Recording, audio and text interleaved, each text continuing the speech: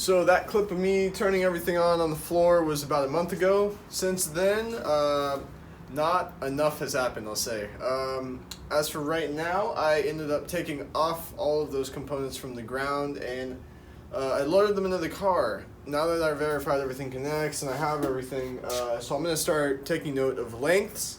And now I have access to AC Delco's site, so I can start using pinouts and finding out which goes where. Now that I have pretty much all of the interior in, I'm starting to run into an issue where I need to start figuring out the driver interfaces completely. So the gas pedal, brake, and clutch, as well as the steering wheel and the seat, those all need to be pretty much done fairly soon. So right now what I'm doing is I'm taking off the clutch and brake off of the factory Isuzu and seeing how I can retrofit the Camaro ones.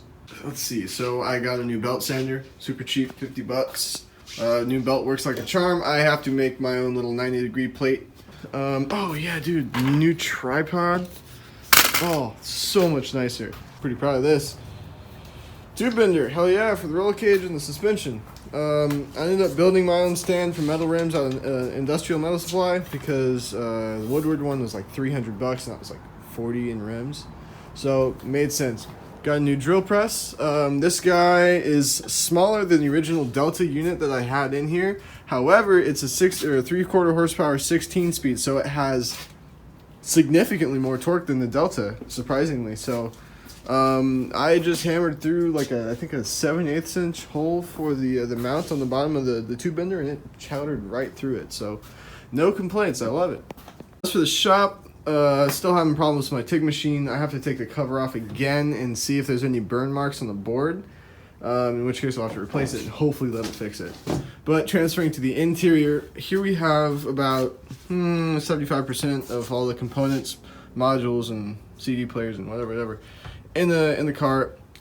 I'm noticing obviously that there's some length issues. Things are quite a bit longer than they need to be. I've been thinking I would like to hold off on shortening gigantic looms if I can help it. Just prevents error in the future. So if there's room to tuck and if there's room to coil, I think I will do that as long as it's safe and I can make it secure. Let's get to it, I guess. I gotta take off these clutch and brake. Well, I guess the brake's already gone, so I'm gonna take the clutch off and get to retrofitting.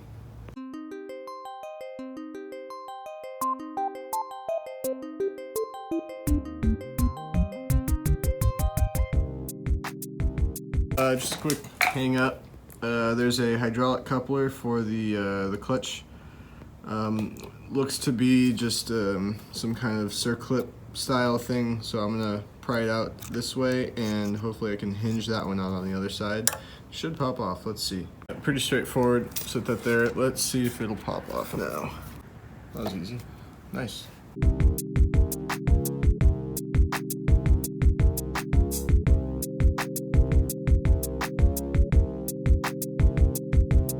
Looking at the Isuzu firewall right now, where the clutch, the factory clutch goes, there are 4 bolts, 4 studs rather, that the assembly slides onto. For the Camaro, however, there are only 2, and they are studs on this side. So basically what that means is I'm going to have to cut out a big square here, and I'll fabricate some kind of doubler that accepts these 2 studs, has a hole in the center for our hydraulic fluid, and will be welded, and I'm pretty sure it'll probably be welded to the engine side of the firewall here. You guys remember that very long rant I went on about the master cylinder. Likewise, when it comes to this brake pedal, I don't think I'm going to use it. There's no real point if I can get the factory Isuzu one to slip on. If we go to the cab, you can actually see that the fitment's going to be very tight to the steering column. There's the brake booster clevis coming out of the firewall there, and it's already just leaning against the steering column bracketry. So we're going to have to figure something out there, see if we can't shorten something and cantilever it. So let's get the brake pedal. Just to get a rough idea, here's the brake pedal here, just kind of wedged up in there. Based on this geometry here, assuming that this steering column isn't going to move a lot, we're going to have to build our own brake pedal. So, I mean, this is made out of 3/8 it looks like. That's a bit thick. I know the clutch pedal here is made out of 1/4 inch on the Camaro, so that should be sufficient for the brake pedal.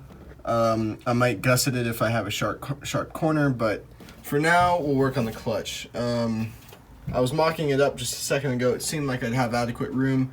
I may have to come back in here on the press brake and kind of flatten this out to bring the pedal a little bit more to the left, just because this area is going to be a little tight with pedal.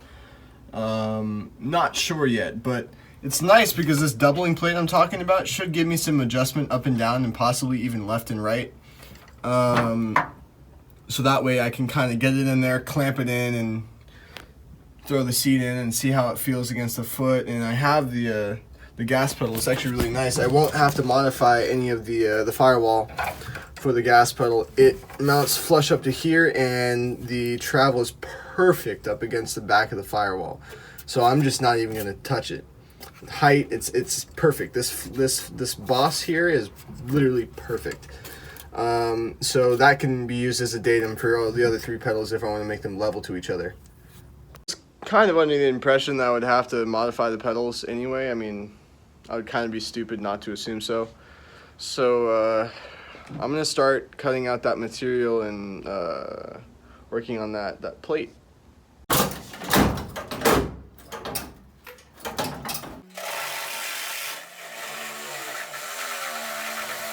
Reloading.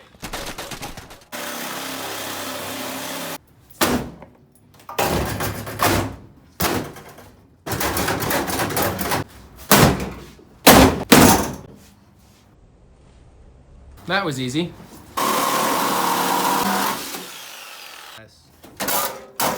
There you go. Alright, so went ahead and took out both of the wheel tubs, and I also hogged out that section for the clutch pedal.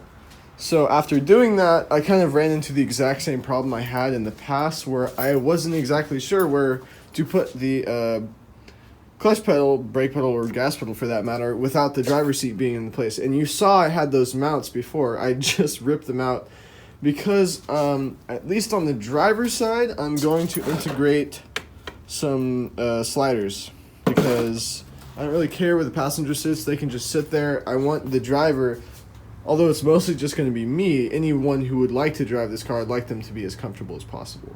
So in order to integrate that, I think that we're going to have to take out all the plug welds or spot welds on this section here and just rip this out all together, because I'm going to have two, I think this is it was like 5/8 by 1.5 or something. It's 120 wall, so it's sufficient. That's going to be 2 horizontal rails that the actual seat sliders are going to bolt onto.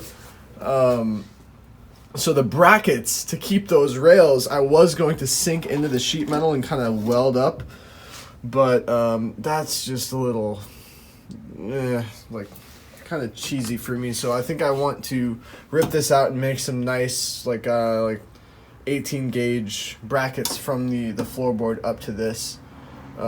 Make it really nice and strong, and actually aesthetically nice as well.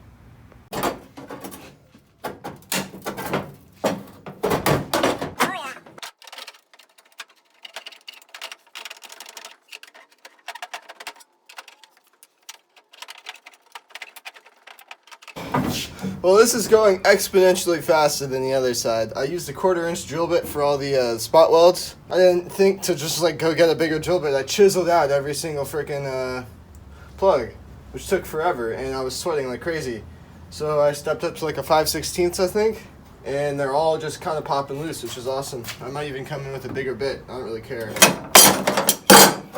Oh yeah. For character.